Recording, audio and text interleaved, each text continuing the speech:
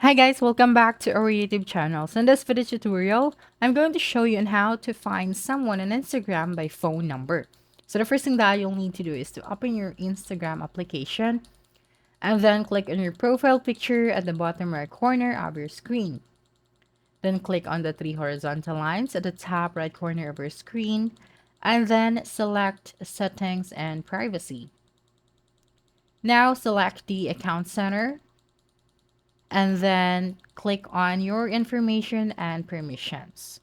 So here, click on the upload contacts and select your account.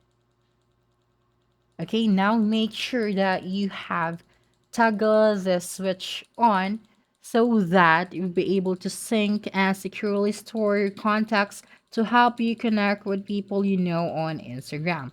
So it will recommend things you care about and offer you a better service. Okay, so for our second method is to use the search bar of the Instagram application and then type out the phone number of the user that you want to find. Because mostly or some of the user on Instagram are using their phone number.